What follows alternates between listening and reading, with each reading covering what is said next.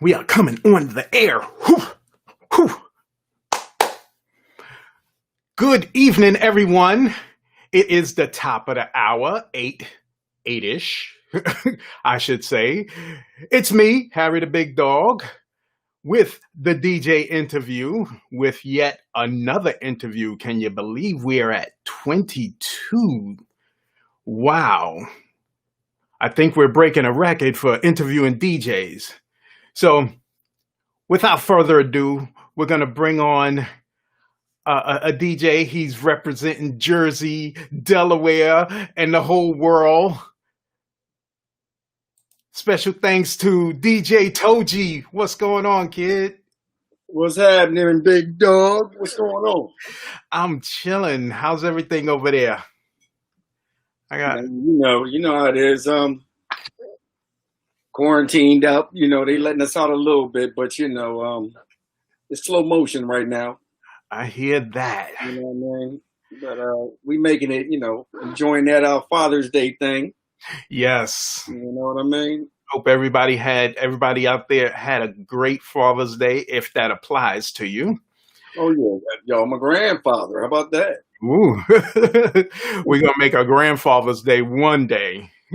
And a grandmother's day, which is probably gonna be bigger than grandfather's day. So right. So let's get this thing going. Let everybody know who you are, where you're representing, and how did you get started? How did you get this itch, this bug into this DJ world? Well, man, first of all, DJ Togi. You know what I mean? My real name is Thomas Ireland. Nickname is Togi. Togi. Those are my initials. Basically, that whole DJ thing, it started for me like when I was 13 years old. Wow. You know what I mean? Now back then, your parents had I guess you would call them like, what the stereo system. DJ thing, it started people on top of the whole system. Right. So, like when my mom would leave the room, I would just try to, do a little wiggy, a little scratching on her phono set. Yeah. You know what I mean? And, I was like, hey, I like this. This sound all right. So, that's kind of, basically when I started as far as, trying to scratch on a record. Once I knew you could put some cardboard or something underneath the record and you wasn't messing up the needle. That's kind of where that started. But, I'm from Willingboro, New Jersey, which is in South Jersey. And one thing I want to say, there was a lot of people, in the neighborhood that was interested in DJing. You know what I'm saying? A lot of my friends and stuff. So, we would go shopping, get one record, maybe two records today. You know what I'm saying? We would get doubles. Yeah. So if you only had a couple dollars, you go to the store and you buy doubles. You wouldn't get a whole lot of records. Doubles. Back then, $1.99 and $2.99 was a lot of money back then. Oh, absolutely. Do you remember your first record you brought? My first record purchased, I would say it was Rapper's Delight. Okay. You know what I mean? It was definitely one of the Sugar Hill records. Yeah, Rapper's Delight. You know what I mean? And I was intrigued with that song. And then I remember purchasing the breaks. Curtis Blow. Curtis Blow. So back then you could get different singles or whatever. Didn't really purchase too many albums at that time. Right. You know what I mean? So I was the 12-inch man. You know what I mean? No pun intended, but I'm talking about record-wise. Yeah, but no, seriously, but like me and another good friend of mine, we used to catch the bus. You know what I mean? It was the 9 bus in Jersey, and we would shoot right over to Philly. Sound to Market, R Mods, the local, record stores out there, and we would go right downstairs, Funkamart, and just basically just we would be in there just looking, just going through Digging. this dig, digging, it wasn't digging in the That's creek, but old digging school when you flipping. yeah. Ain't no such thing Pull as one out. yeah, Nah. gotta be right now. But and then when they had like turntables there set up and you could go listen, oh, that might be an all day thing. You know what I Yeah. mean? But by the time we left out there, we left with some good product.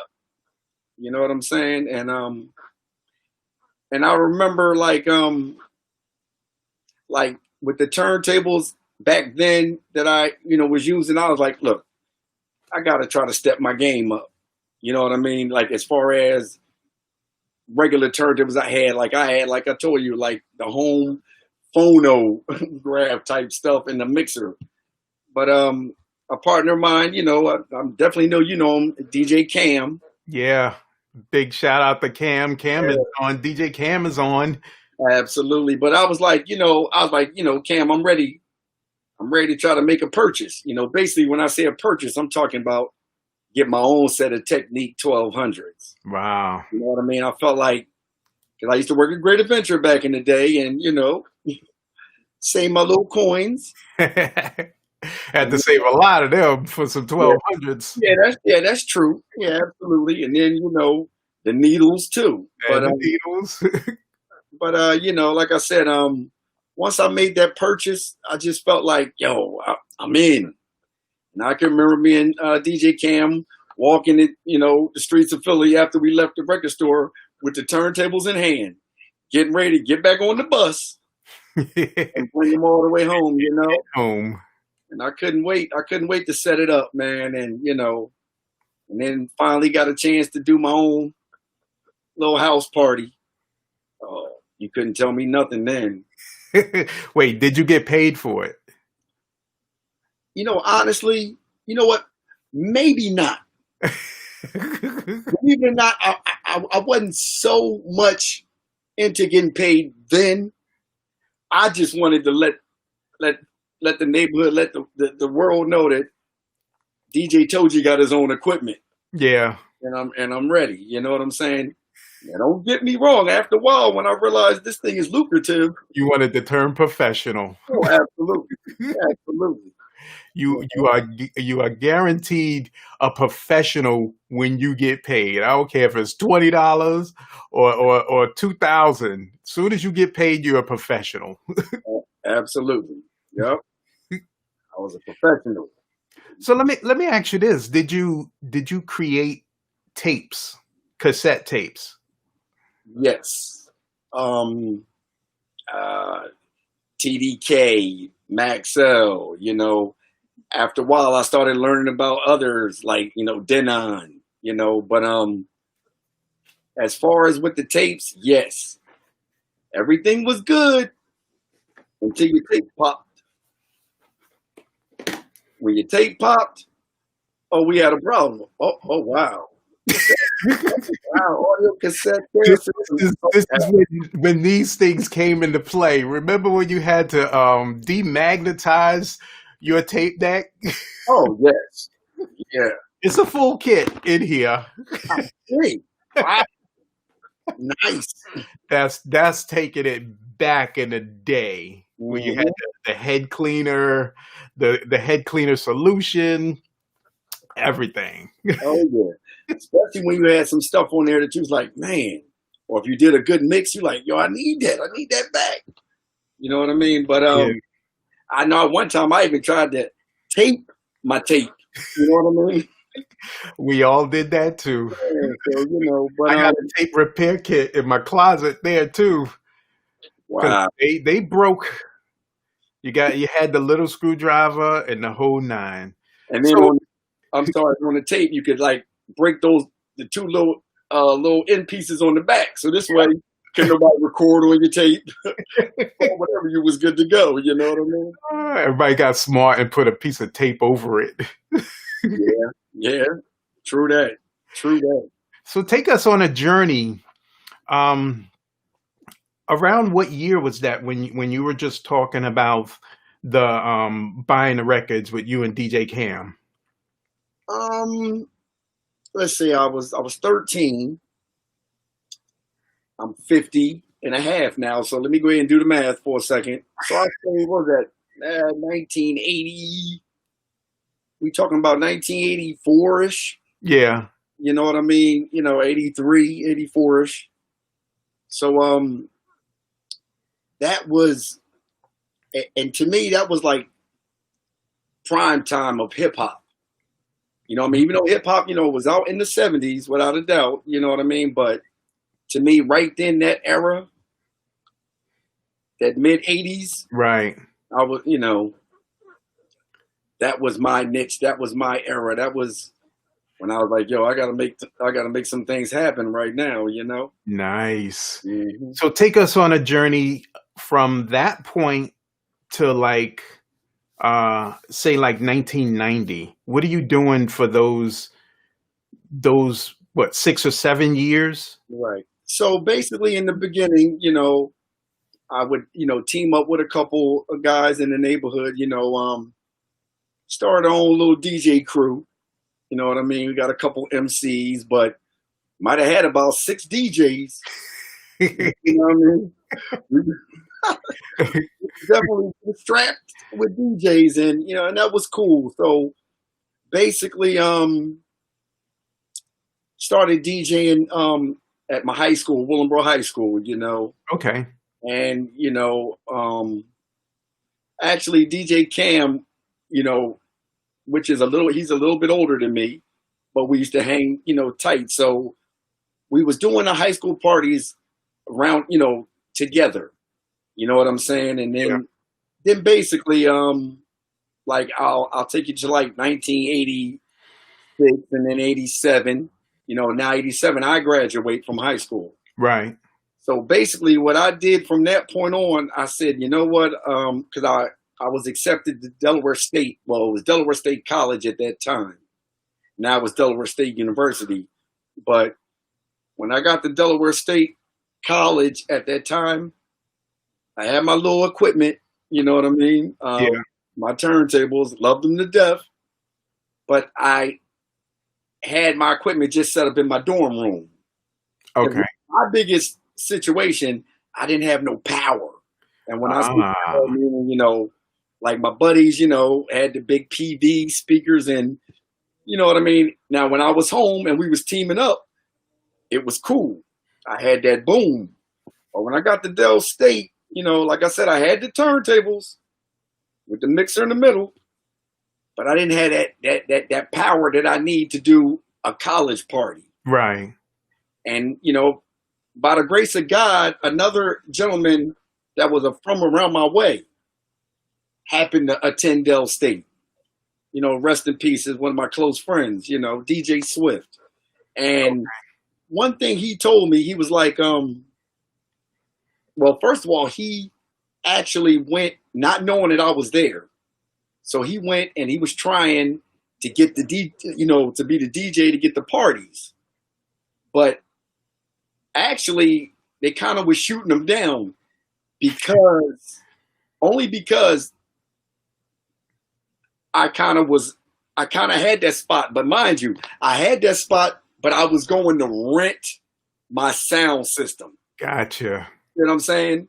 So I had, I'm renting everything. So basically, I wasn't really making no money because I'm paying the You paying rental fees. rental fees. You know what I mean? But one thing he told me once he realized that I was, the DJ at the college, he was like, man, you know what? He told me he got this, he got that. He started naming all the, that was like talking Chinese to me at first. Because, one thing about him, he was real in tune with equipment. He knew all that. Like I told you, I just had the technique, my technique 1200s. But, he actually told me, what he had. And he told me I wouldn't have to rent nothing no more. He said, we got this. He says, man, come on and put me on with you and we can take over. And that was a no-brainer to me. You know what I mean? I was like, that's my man from home and I knew he had skills. let's do this. So right there was the start of my college DJing career. You know what I mean? Yeah. And from that point on, like I said, that was around that 1990-ish time. From that point on, then I started doing some homecomings. We started, we would do like if there were pageants or people running for student government, Right. we would do like, if it was like a presidential election, we was doing the little, their kickoff parties. You know what I mean? But that was cool. We did the outside block parties at the school, so anything kind of DJ related at Dell State, once I got in the game there, the rest has been That history. was it. It was over. Now, Yeah, now enlighten everybody on how long you've been DJing at Delaware State. well, actually, I definitely was in there in the 91, 92 era. You know what I mean? There was a DJ there before me. His name was DJ Glenn G. And another brother his name was Harry also. And they were called the GQ Review. And, what I mean? But I'm going to tell you something. I looked up to them. But the one thing about my man Glenn G, we came in together. So I was like, I seen him at freshman orientation. I used to be like, well, how did this man get the gigs so far, so fast? How is he, the man? But he linked up with the right person. Yeah. So I watched them, and then he wound up, he graduated before me. You know what I mean? But then he moved on and came on back to North Jersey and continued to do his thing. I stayed in Dover, Delaware. So I lived there. So even when I was done schooling, I still was able to go right down the street to still be that DJ at Dell State. You know what I'm saying? So, and one thing I had told myself, if I ever was to get on as a DJ in Delaware, I was going to definitely make sure that my folks from Jersey, all my, the people that showed me the ropes, the DJ cams, and, other DJs around there, if I was on, we was on. I wanted to let them know they had a place in Delaware to come and it was going to be home. You know what I'm saying? And by the grace of God, that's the way things have been, have been rolling, up until this day. So, and then it gets to the point where like DJ Cam can come up Dell State and, without me even being there. He's like a good honorary student there. You know what I mean? And that's cool. That was beautiful. He needed his degree. He needed his degree from there. Honorary. Honorary. You know how they throw them honorary doctorates to people? He definitely should be a recipient, And honestly, there were a couple other DJs that I would bring down, a gentleman by the name of DJ Cutlass, but like I was saying, I had started with DJ Swift.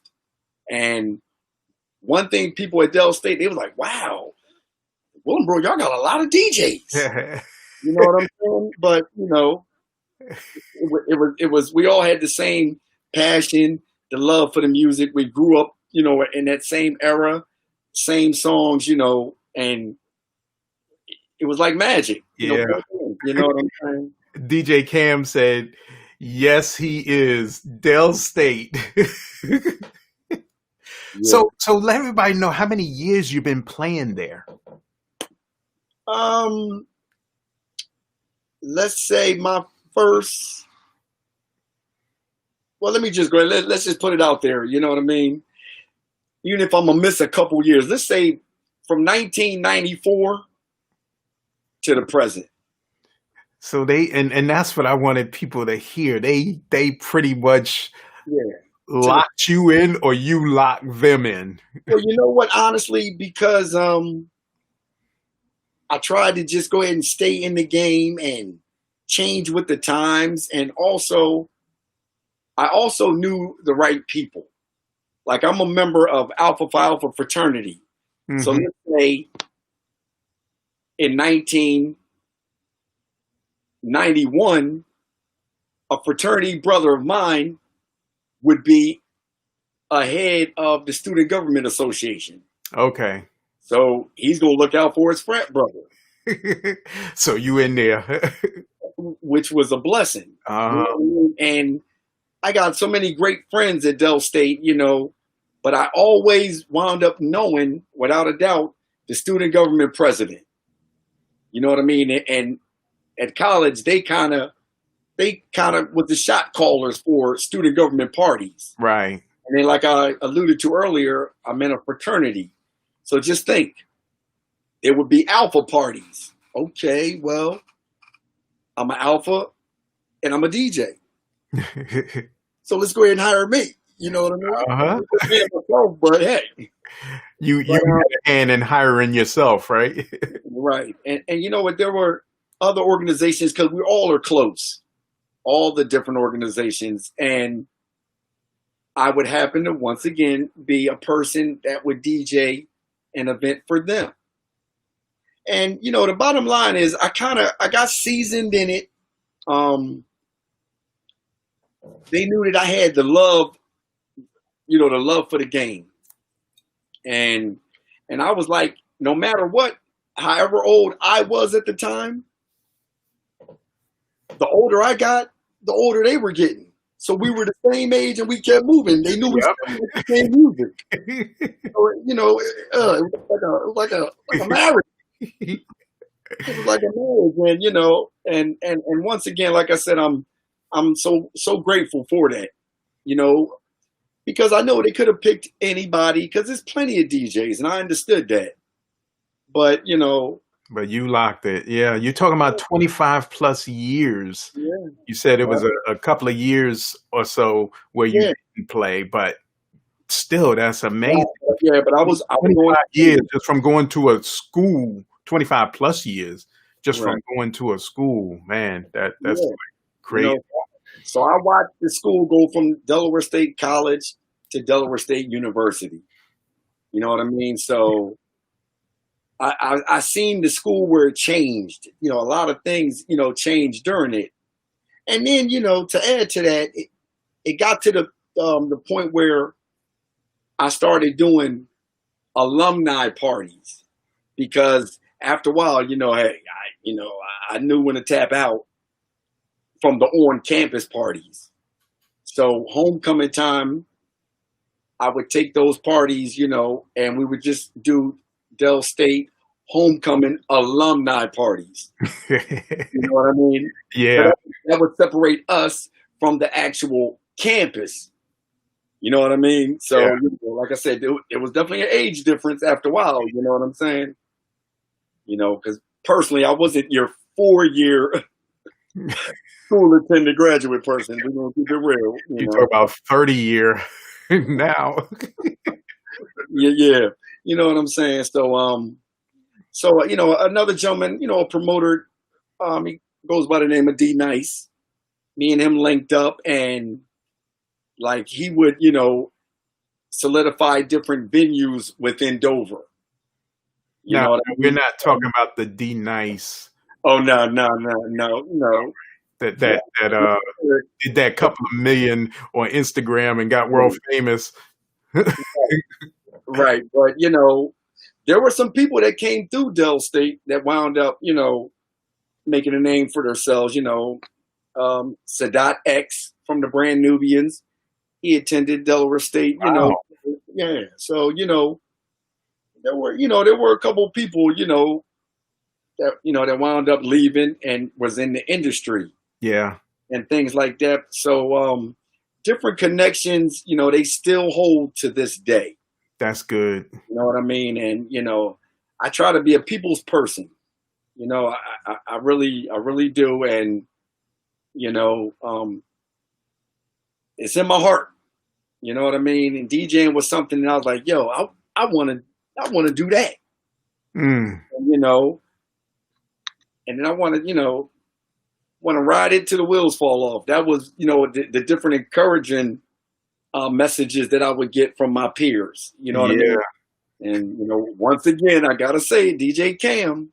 You Yeah. know, he was my mentor, point blank, and I knew to follow his lead. You know what I'm saying? Definitely big up to DJ Cam. We got Chris Gloss in here. He's saying nice scratch out shirt. Oh, thank you very much, bro. Thank you. Uh, Thank you. Yeah, there's a story behind it. DJ Cam is saying Willingboro, New Jersey, home of DJ Togi, DJ Swift. Yes, Swift, yeah. rest in peace. Rest in DJ peace. Cam, Mike Nice, Yeah, that's my DJ brother. Aaron, and Yep. Cecil Bond. Cecil Bond. Yep. Yeah. Wow, We used to call. y'all little town the sprouted some DJs, huh?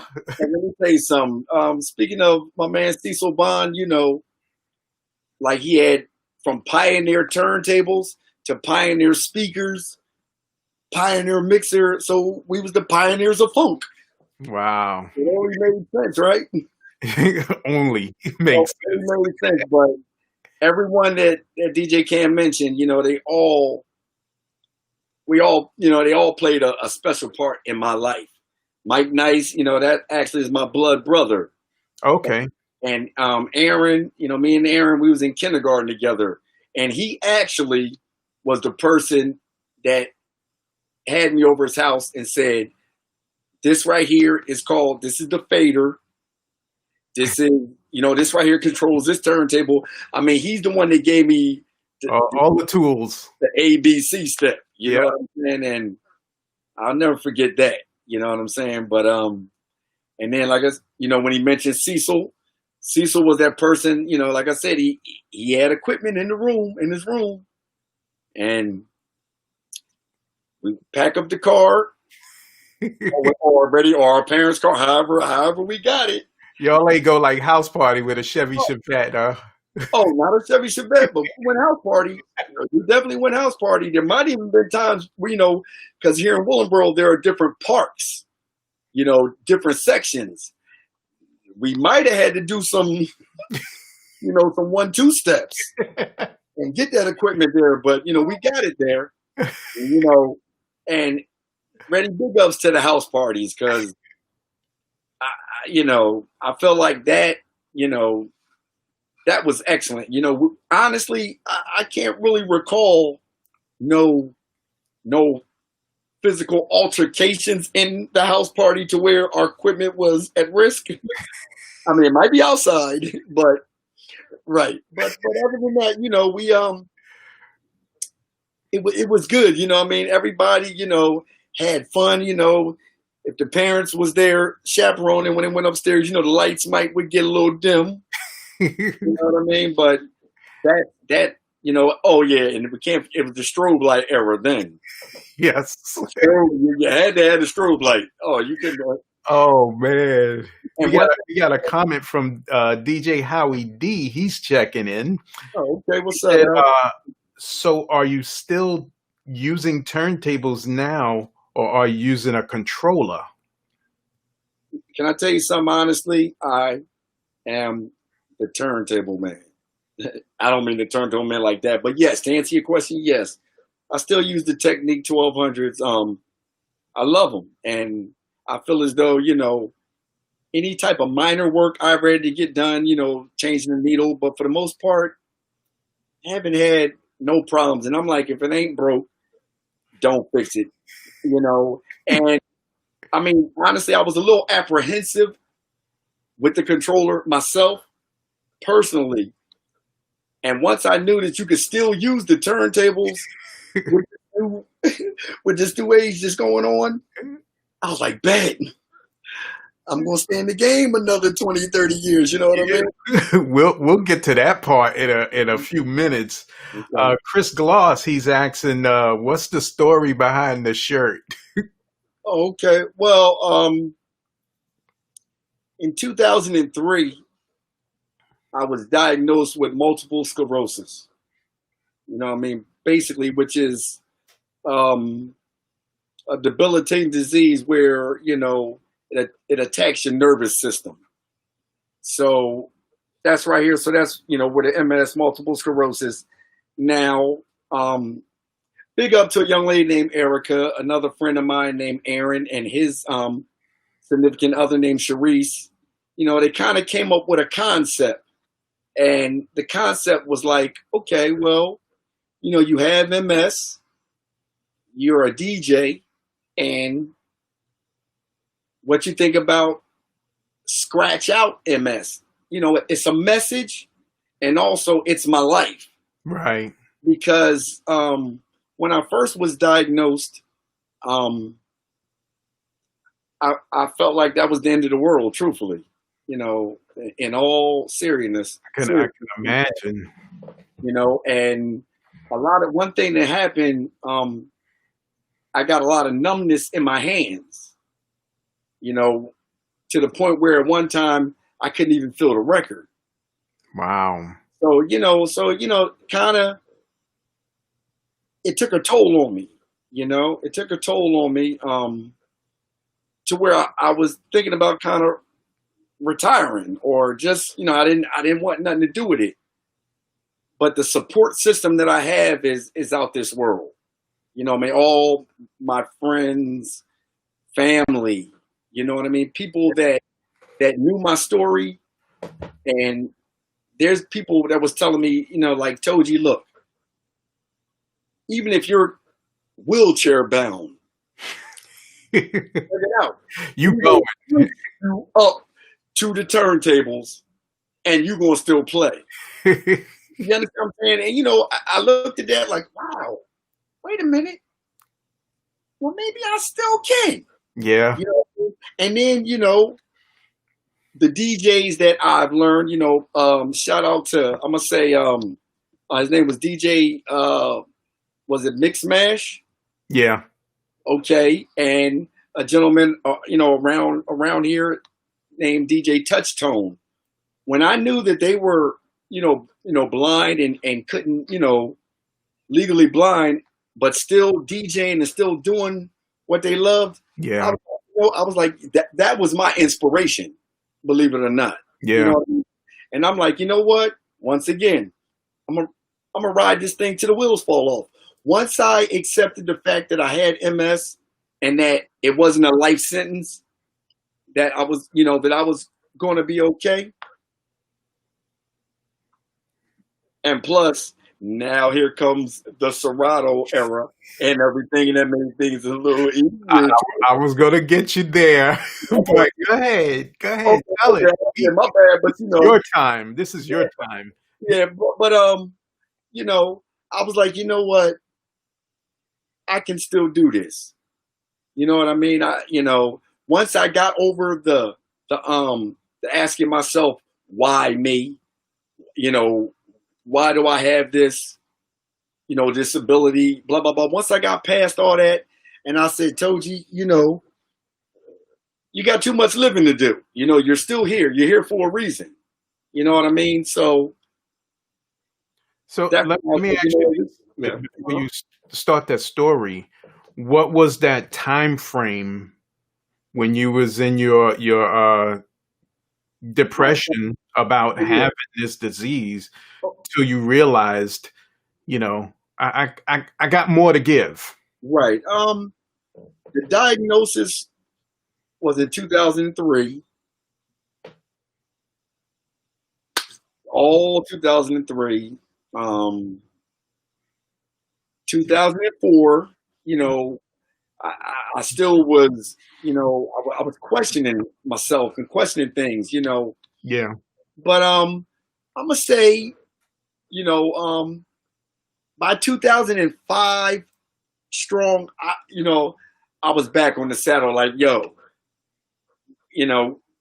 we gonna do this. Yeah. You know what I mean? So the depression, it was, I'll say it was for a couple years, and there are still times I may even go in and out of that, but I'm more focused, and I know I look at the big picture now. Yeah. You know what I'm saying? Like, I used to question myself, like, wow, what would I do if somebody say, Told you, can you DJ my event? I used to be kind of scared to say yes, yes, I wanted to do it, but I used to be like, well, what if I'm not going to be physically able to do it? Yeah. So that's when I was a little apprehensive. But once again, our man, DJ Cam, you know what I mean? And He kept slapping you. Snap out of it. Snap out of it.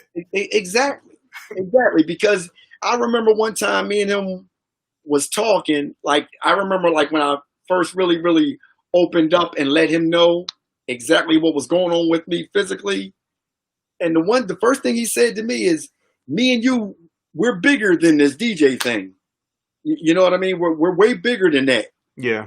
So we're going to handle this. We're going to take care of, you. We're going to get you right. We're going to keep your head in the game, and we're going to keep doing what we're doing." And anytime that he was available, if he didn't already have any gigs or whatever, he was right there by my side. So Right. you know what I mean? Like if there were days that, I just couldn't do it, I knew that the party was going to go on. You know what I'm saying? And Mhm. that was a blessing to me. And I'm gonna tell you, once I learned how to be in control of my health condition, like for instance, like having MS, I have to kind of live two lives. Yeah. I got that life where I might be pain free, and I might feel like going outside and running a couple full courts. I mean, you understand what I'm saying? That just I feels know what good, you man. mean. You're like that, yeah. I be thinking that too. Yeah, ain't nothing wrong with thinking that. I'm like, yo, in the role. But then there are days that I'm like, yo, man, I'm in the bed today. I ain't getting up, Mm. but I have to address it. Yeah. I can't try to push it when I don't feel good. And once I learned how to control that and be the master of my fate and the captain of my own soul, Yeah. you know what I mean? I was good. And honestly, some people don't even know that there's anything, that I have any type of disability. And that's a good thing to me. You know what I mean? Meaning that I can go ahead and try to function normally, everyday life, like all is well. You know what I mean? But at the same time, I know what it is, and I don't try to over push I don't try to overdo it. Right. I can't, you know? Well, now that you told it, all the millions of people that watch this show, they're gonna know. So now let me ask you a little bit of a serious question. Yes, Um, sir.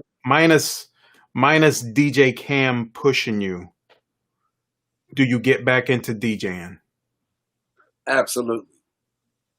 Yeah, absolutely. Like, um, you only gotta hit me a couple times, and I'm gonna catch on. But yeah, but DJing still to this day, I'm not sure about what's going on with this COVID, but if things don't work, in our favor as far as homecoming this year, 2020, Right.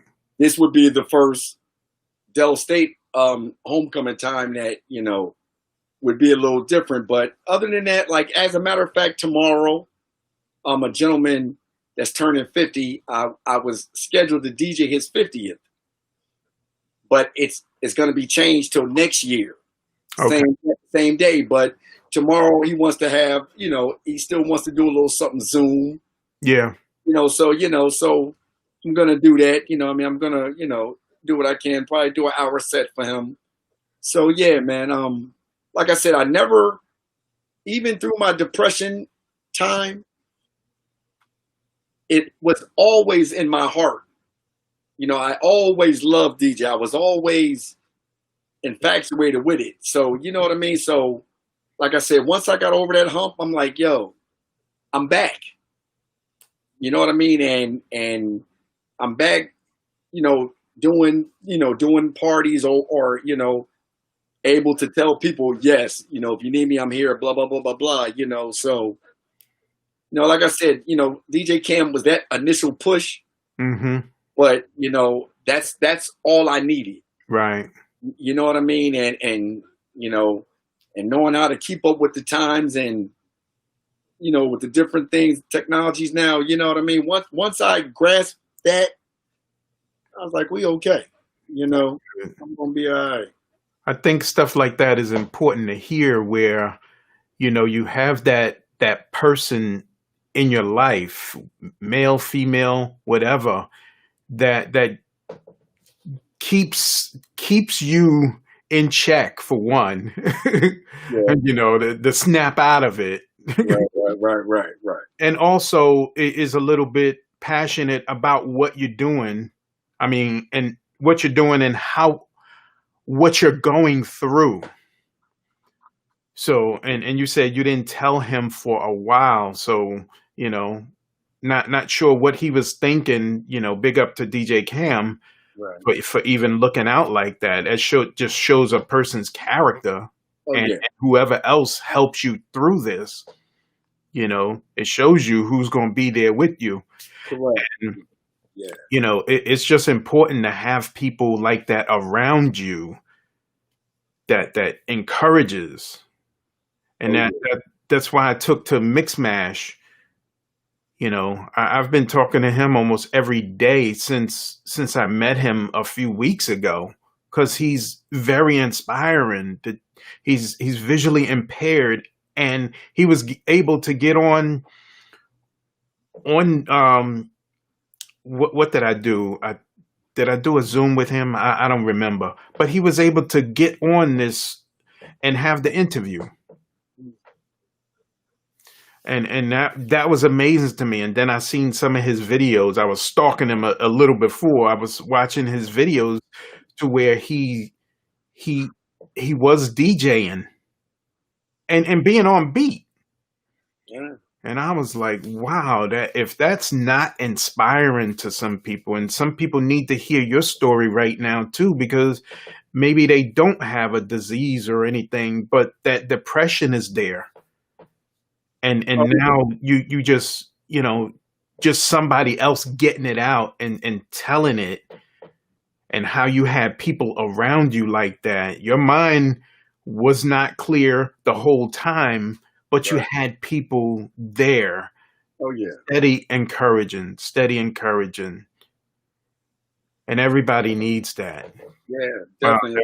that's powerful for me. Yeah. And like I said, definitely. Family. Uh, I have a sister that she actually her and her husband, my brother-in-law, they have their own church. It's called the Family Church. But like when I expressed to her and told her about my diagnosis, like the first thing she said to me, "What's next?" Like, okay, what's next? What are we going to do? Yeah, Exactly. She wasn't having that, any type of I could say like pity party or anything like that. She was already saying, "Look, Togi, what we gonna do next?" You know what I mean? And also at that time, I used to be married, and my ex-wife, she was right there in my corner. My mom, um, grandmother, cousins, aunts, so it was all new to the family. You know what I right. mean? Because MS, actually, the one thing about it, I had to do my history on it, and one thing I learned that MS, it isn't hereditary. There are some genetics found in it, but it ain't like, you can get it from someone. Although a woman, a female can actually pass it to her child, but a man can't pass it to a woman. Wow. You see what I'm saying? So I've been trying, even to this day, I'm still reading up on it, and on that subject, I also would like to mention another inspiration to me, and he's he's from an era that I grew up in. One of my favorite cipher songs is the Symphony. Okay, and Master Ace. Yeah. Master Ace has MS, Wow.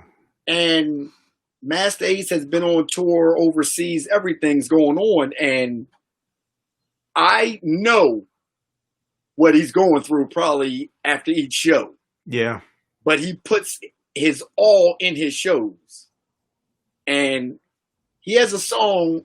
Him and Pharoah March. It's called "The Fight Song," and it's explaining the whole What disease. you guys go through. Oh, absolutely. And when I listen to it, I'm like, wow, every line, every verse, it's what I feel. It's what we go through. Yeah. You know what I mean? But I also will see pictures of him on IG, working out in the gym, Yeah.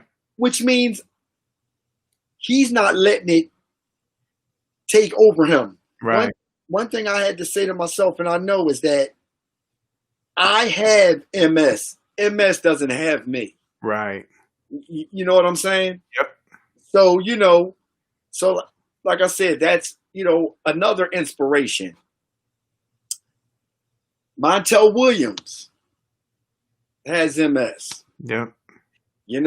but probably something else that played a part in me being depressed once I found out that I had it. Because when I first found out I had it, I had a panic attack. Mm. Because honestly, the only person I knew at that time that had it was Richard Pryor. Yeah. Yes, that's one of my favorite comedians of all time. But back in '86, when he was diagnosed, medication, they didn't. If they had it, there wasn't nothing like it is today. Right. So I seen the way it took a toll on his body. So I used to be like, oh man, you know what I mean? Yeah. Putting myself in those shoes. And that's when I learned MS affects everyone differently.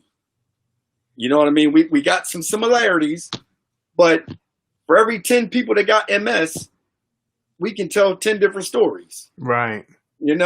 So, that was another hump I had to get over, because I seen him and I was like, oh man, I didn't want to be like that. I definitely ain't going to never DJ again. You know what I'm saying?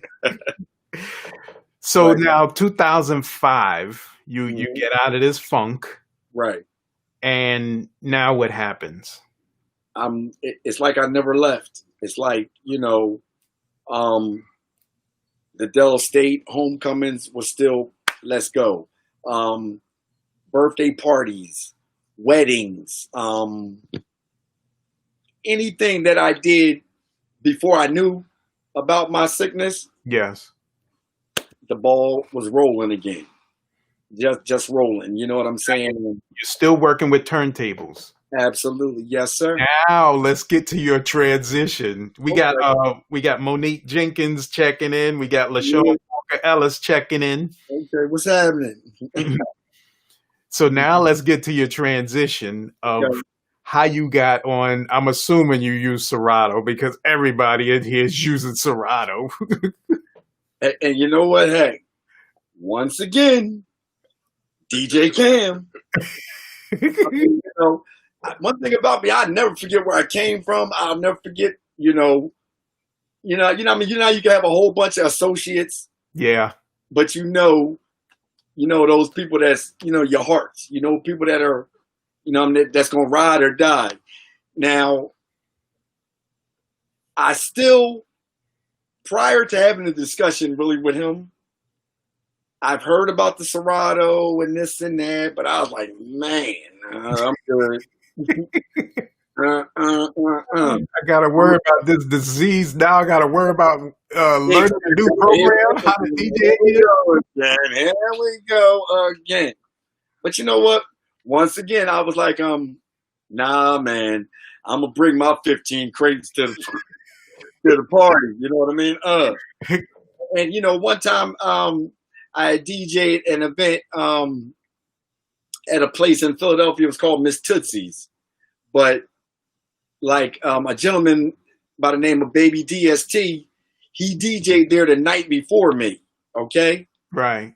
Now he had already made the transition. You know, he got his laptop. You know, he went on his setup. The backpack with your Yeah, whole and he system. left. Now it was my time the next day. Here I come. Here I come. You know, I had another partner with me at that time. His name was DJ Cutlass, but we're bringing in all these crates. And I looked at the owner looking at me kind of like, What are you doing? what's all this? What are these? Yeah, what are these? Yeah, what are those? You know what I mean? But, you know, because she's like, you know, Corey Baby DST had, and at that particular time, okay, that was cool what he had or whatever, but that ain't what I got. You know what I'm saying? But, you know, DJ Cam had a record pool, and I was a part of his record pool. And I can recall one of the times I was going to pick up my records from him, and he basically gave me the whole blueprint. He said, Togi, let me tell you something right now. Because one thing about DJ Cam, like, if his mind is set on something that works for him, that's what it is. You know what I mean? Yeah. But then for me to see him make the transition and make the change, and then I'm listening to him tell me, Told you that's like the standard now. Like, I'm looking at him like, what? I'm thinking, Who am what? I talking to? Yeah, come on, man. Come on, Cam. Stop that. You know, that's how I'm looking at it. Like, really? You know, and actually, I was like, wow. So after I got my records, because once again, I was bringing crates to my next function. What he said, I listened to it, made sense, but I'm like, man, I ain't ready. You know what I mean? How am I going to do that? I would ask myself, like, how can this Serato situation emulate my beautifully created crates? You know what I'm saying? How are we going to emulate this? 1,500 records compared to Yeah. look compared to a hard drive where you could put, 50,000. Yo, X amount of, you know, back and think about it. You couldn't even mention to me what a hard drive was, let alone tell me that we got to go ahead and take our library and this is where it's going to get compressed to. In my heart, I was still a non-believer. You know what I mean? Then, you know, but I promise you, after a while, and then I remember the first time going out and and doing it because he actually, he helped me out. He helped me out to the point where, he set me up like, Togi, here's the well, come go drink your water now. You know what I mean? Honestly, it couldn't have been no, it was like magic. You know what I'm saying? And then I would look and I'm like, wow, well, I do got this song in my crates. So, okay, I know how this go. I know this era music or whatever. So, and once I seen how, that thing was working and I'm like, wow, clean up after the party. We could just go ahead and roll. And, I'm like, I like this. You know what I mean? But I will say one thing that DJ Cam said that makes so much sense. He said Serato can make a good DJ bad or a bad DJ worse. I mean, something like that. If I messed up, I might have messed up a little bit, but I understood what he meant. Good DJ better. It can make a good DJ better. And a bad DJ worse. And a bad DJ worse. Okay, you see what I'm saying? Once again, there you go, helping me out. I appreciate it. That's my man. Wow. But that made a lot of sense. Because I'm like, you could be nice on turntables, all that. But now you're getting on this Serato situation and, some of those, those things that you was used to, you might feel like they're out the window now. And now you could be stinking up the place. You know what I mean? But once you learn it and know ready, you still got to know where your music is. Right. You know what I mean? And once I got a chance, I would go home and I would go through my hard drive, blah, blah, blah, blah, blah. And then I'm learning the beats per minute and stuff like that. Once I got comfortable with that again, man, let's go. But I'm like, yo, I hope it ain't no more changes coming in the DJ game. Now, how long was that transition before you started Serato, Uh-huh. really got comfortable with it to where you may not bring any records anymore because you have a comfort level? Well, honestly, the first time when I went on and the first time coming out was the time that I knew that this is what it's going to be. Because I said to myself, ready, DJ Cam do it, DJ Jazzy Jeff do it, DJ Cash Money. Then I've seen like a lot of my idol DJs doing it. You know what I mean? So I was like, yo, this is it. And I remember one time I was DJing in Delaware before I made the transition. Yeah. And a DJ walked past my equipment, right? And he looked at me like, now mind you, I have the Serato, the SL1, that first box. I have it at home, but I wasn't comfortable coming out yet. But when he walked past my equipment, he's like, man, what's up, DJ Togi? You need to step your game up. I mean, it's funny because I see him to this day.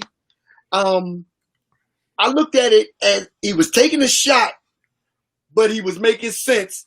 But little did he know that I had it at home already. You know what I mean? I had it. Practicing. Yeah, so I knew once I did come out with it, oh, it's on now. But he looked at me and he said, come on, DJ Togi, you need to step your game up. This dude, you know what I mean? But oh man. But I can take constructive criticism. You know what I'm saying? It's cool, but I was hot. Oh, he threw me off for a minute. Took me off my game for a second, big dog. You know what I'm saying? But I'll tell you one thing. The next time he saw me, Kumo D, how you like me now? No thousands of crates of records around you. No, right. Now, don't get me wrong. Deep in the back of my mind, I was like, what if they ask me for something and it's only in my crate? But one thing about the Serato and, the people that, actually helped me out and made sure I was good, my Serato library mirrors my crates. Yeah. You know what I mean? And, a lot more. Yeah, a lot more. So that made things, a lot easier for me and, and comfortable. You know what I'm saying? Because I didn't want to be that last DJ out there that been DJing since the 80s. Still probably plenty of them out there. Like, nah, I ain't. And I was thinking I might lose gigs because I'm bringing in a bunch of crates. You know what I mean? So, so it was all good. I know it was a timing for everything. And like I said, once I knew my partner, my main man made the switch, I was like, now it's definitely time. You know what I mean? Then I was like, well, am I still going to be in his record pool? How does that work? Is the record pool over? You know what I mean? I kept trying to question myself and think, well, am I going to get my doubles? Right. You know what I mean? Then when I learned on Serato, yeah, all you need is one. You can make doubles on the program. Wow. Okay. Then it was like a no-brainer. You know what I mean? It was definitely a no-brainer.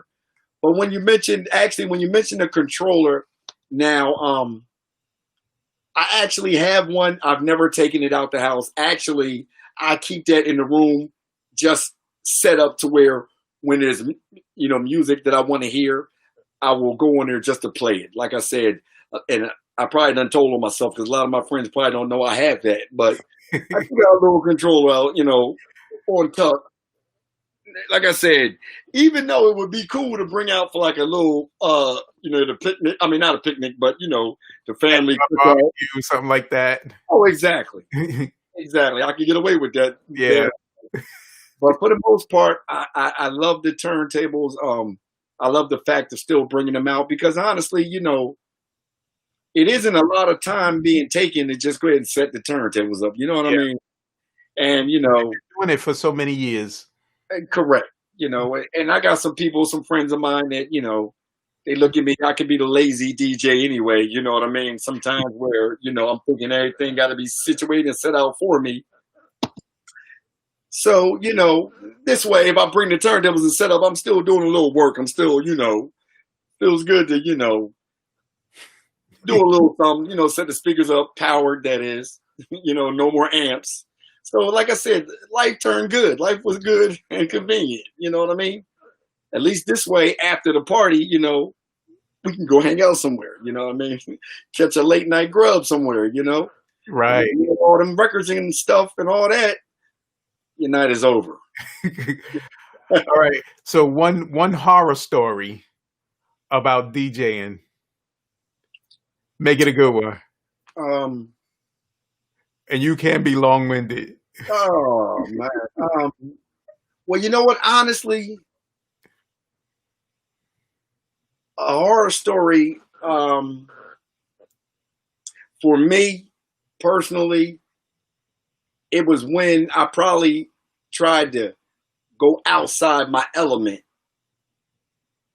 and do like a Sweet 16 party. Now, mind you, You're old as us. now mind you, I'm doing a Sweet 16. I could have been their parents. Yeah. You know what I'm saying? So I was like, and probably I didn't get with the people on the front end as far as exactly what type of music that they wanted. Right. You know what I mean? And I felt like, oh my goodness. And then I'm looking up after every song, like, I was jamming to me. Like, to me, I'm rocking. But, one dude said to me, yo, nice songs, just not the proper place. I'm like, wow. But I was like, and that's when the time seemed like it was going so slow. I'm like, well, can we come on in? Can 1 o'clock or whatever, can we come and get on up out of here? But I was trying to cater to a crowd that was totally out of my element. Mm-hmm. And that was me just going to try to get that buck to do the party without doing my homework. Right. You know what I mean? So if I got to say a horror story, trust me, to watch to see a bunch of people at an event, but the dance floor is empty. Oh my! Yeah. Everybody looking at you like this. What? Like, who's this old man on the? You know what I'm saying? I was like, oh my! You know what I mean? And I understood, but at the time, I was like, I was throwing everything at them except the kitchen sink. You know what I mean? I was giving all I had, but it was just a whole nother genre, a whole nother generation. You know what I mean? Like, two or three generations from.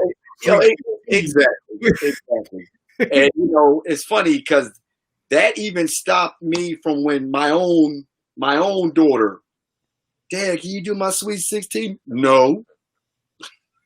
No. You know what I'm saying? But I wound up later on in life understanding, like, well, maybe let me find out, let me get tuned into what they want to hear, or I don't touch that. You know what I'm saying? Hey, I'm not going to tap out. That ain't no problem. That's funny. I got plenty of 35 and 40 and up friends that I can continue to do their functions. You know what I mean? Oh man, I was terrified of them teenagers that night. So best DJ gig you ever had, or at least in the top 5?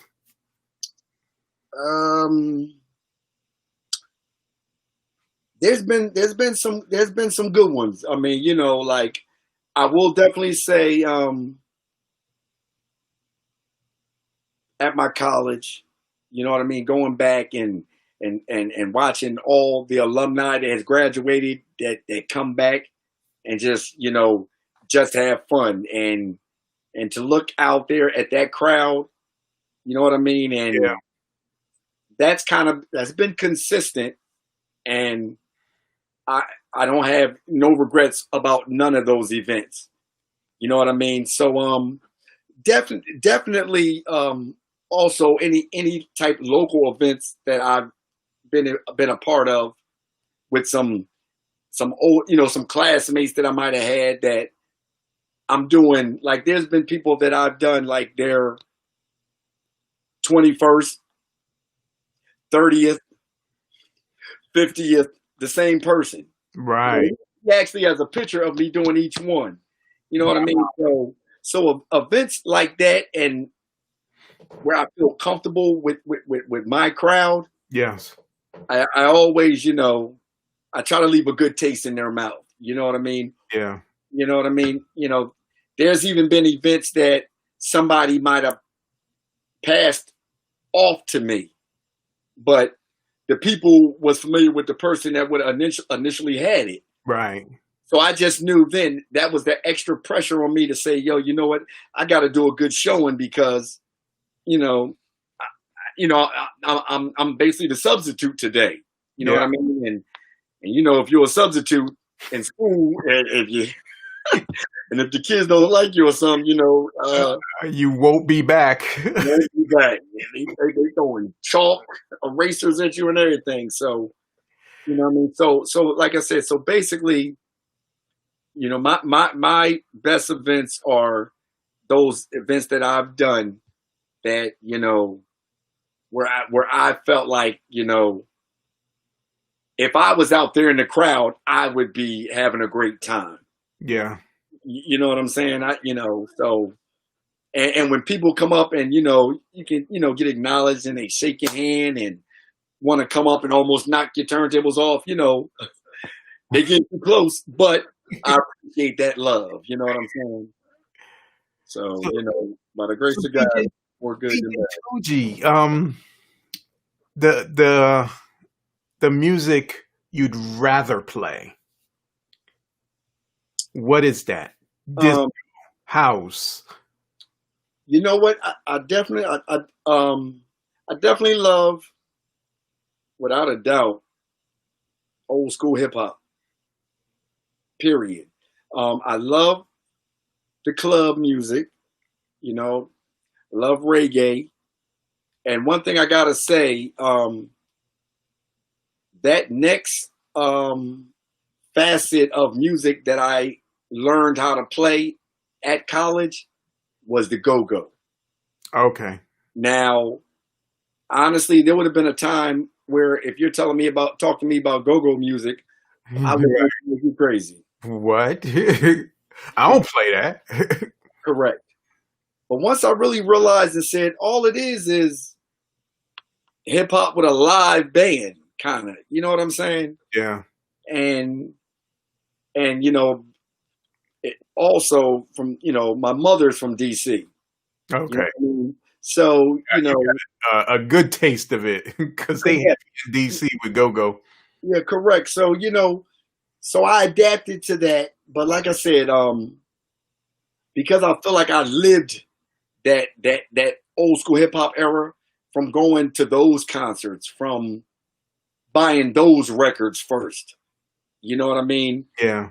I feel like that's my niche. You know what I mean? And I even love like some of that R&B. A lot of the R&B that you could drop at a party. Right. There might even be some of that opening up music. You know what I'm saying? So Yep. so I feel like I have broadened my horizons, but I know where my home is. You know what I mean? Yeah.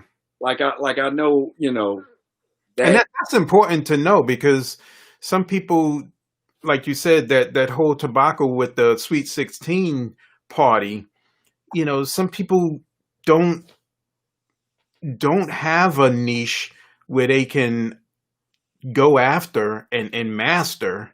Right, And right, some people have such a broad range, it works for them. right, I'm not knocking the people that play everything because right. they are, but you have to understand, and that takes a good little while to learn how to play everything. Correct. but you should have a niche to at least start out with. And like you said, you learned how to play this other music, Right. Right. the go-go. So now you can incorporate that in and grab a much larger audience. Correct. Correct. Good to hear. So, all right, one of my last questions. Yeah. Okay. Everybody already know, but what do you tell a DJ who's just getting into this business? They don't have any connections. What do you tell this person? Don't do it. No, I'm just playing with you. No, no. Um, no, honestly, Job. I would tell them. First of all, is this your passion? Is this what you want to do? Um, do you want to be local, or do you want to be? Yeah, I can say like global, or do you want to take it? Do you want to take it to another, another place? Do you want, you know what I mean? What do you want out of it? Right. And when I hear that answer, I'm gonna be like, okay, well, fine. Well, here's some of the steps, some of the things that I took, the steps that I took. But because of the way it is now, as far as how you can download now, I would let them know that, first of all, you can have a whole lot of music and not know where nothing is. You see what I'm saying? Yeah. You just looking like that DJ with a whole bunch of music and don't know where nothing is. I got 50,000 of them. Right. So I would say, find your niche, know exactly what you want to do, and then go ahead and pursue it. You know what I mean? Don't and don't be scared to fail. Don't, because you know what, honestly, what do you do when you're playing something and then someone comes up to you, yo, let me hear blah, blah, blah. Well, you're like, these are two different type genres. I can't even mix this with the song I'm playing. Hold up. If you're going to be the person that's going to be in control of the crowd and do what you got to do, then this could be for you. But if you're going to be a person that's going to get intimidated by your audience, then you might need to stay and be your in the room DJ. You know what I'm saying? So, so I encourage it because, I would never knock nobody's hustle because, like I said, as far as I'm concerned, for me to turn into DJ Togi, you know what I mean? That was because I had that passion to want to do it. And longevity is honestly what I'm about. Yeah. That's kind of why I'm still in it. When I look at the Grandmaster Flash or the DJ Red Alerts, I'm like, wow, those guys are older than me, still doing it. Yeah. You know what I mean? So, I would tell any new DJ, if this is what you want to do, then be the best at it. Don't try to emulate no one else. You know what I mean? If a person, if you want to scratch, don't necessarily try to scratch like someone else. Have your own style. Be unique. And I feel like, if you be unique and stay in your own lane, you'll be able to ride this thing you'll be able to ride this thing out and have a lot of fun with it. Right. And so I promote it, and I would encourage them to just go ahead and keep on doing their thing. But one thing I want to say real quick, big dog, it's hard for a person that may just start to be in a debate with someone from the record era. Yeah. You see what I'm saying? Like, Yes. That's when I got a problem. Like I said, stay in your lane. Don't get no arguments with nobody. We had a couple of DJs here on the DJ interview that were within the last few years. One of them, DJ B folks, he's as recent as November of 2019 was his first party. And then this virus hits, and then it kills all the rest of his gigs. We have DJ So Lovely. She's in the last 4 or 5 years, and she grew up on a controller. Okay. And you're right. They, there's not a big a real debate on Correct. vinyl or controller. It's what you're comfortable with. Exactly. Exactly. And the way I see them, I always bring their name up because I see them as how we used to be when we started DJing, the enthusiasm, Yeah. Oh the yeah. the hype of like, yo, I just want to play. Oh, exactly. Exactly. Exactly. It's just amazing. So what are you getting into now? That now this virus done shut a lot of things down. Well, you know what? Honestly, I got my equipment set up in the house. Because a lot of times, honestly, I would just keep my stuff. Like, let's say if I did a gig and then packed up everything, that equipment ain't set up again till next gig. Until it's ready to play again. Until it's showtime, you know what I mean? But one thing I gotta say, now don't get me wrong, when I started, I'm in the house and my mom be like, turn that mess down or whatever, blah blah blah. But now during this pandemic era, I got the equipment set up. I'm trying to stay in it. I mean, when I say stay in it, meaning not just setting it up game time. You know what I mean? I Right. have it set up. You know what I mean? I kind of went back to my youth a little bit as far as I might practice maybe like 20 minutes. I wake up and see it because for a minute I would wake up. My turntables was in the cases. I walked past it. Right. But right now during this era, I was like, let me set this up right now, and you know what I mean. Keep my little fingertips working. You know what I'm saying, and Yeah. so I'm trying to utilize this quarantine time. You know what I mean, to try to stay active. And Yeah. now once again, I gotta say one more last thing. DJ Cam actually showed me now how to record using my Serato. You see what I'm saying? So now I'm ready. Now I can You learn record. something every year, huh? It's always something, you know what I mean? So yeah, So so are it's you streaming? Are you getting on that streaming band? you know Well, what? Honestly, no, I've never done that. Actually, like I said, tomorrow is gonna be the first time I'm gonna actually do a little something for a person whose birthday party it is tomorrow. But I never, I've never got into the streaming thing. I watch it and I see people doing it and I admire it, but I'm like,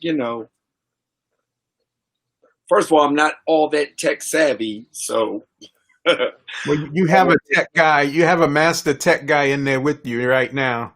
yeah, that's true. But you know what though?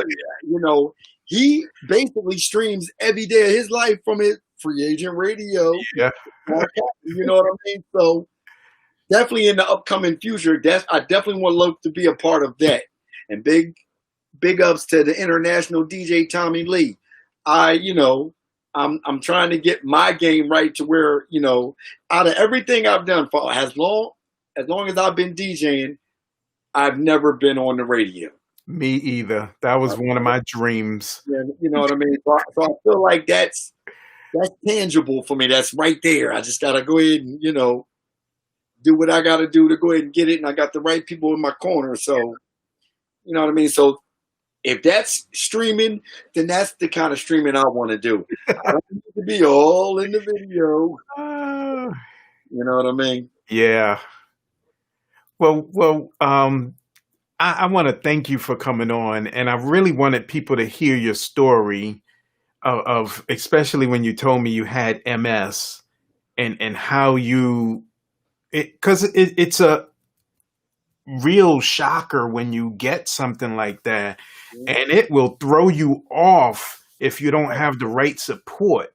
But Absolutely. now, you're here doing an interview, you're talking about My getting on the radio. my first interview ever. First interview ever. Thank you. ever. Thank you. I was terrified, my man. You know what I Were mean? you? I mean, when I say because I was like, oh my God, what is he going to ask me? What am I going to say? What if I, you know what I mean? But I'm gonna tell you something, man. You've made this comfortable for me, and I can remember the first time we met.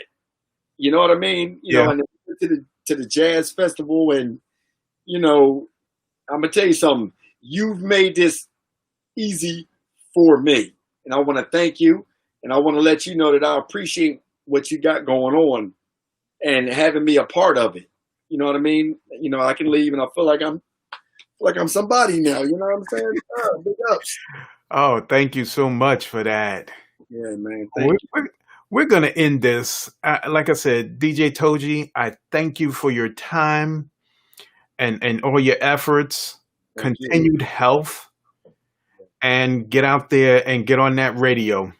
You got a support team right there. No doubt, man. So Thank go you. ahead and do that.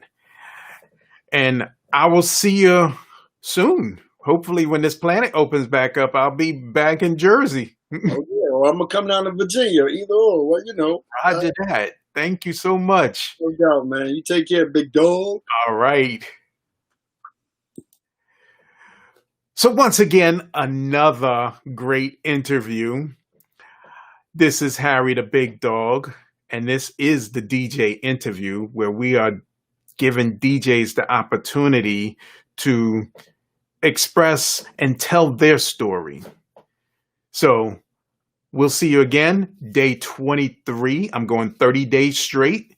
Day 23 tomorrow, which is Tuesday, the 23rd. And we'll see you soon.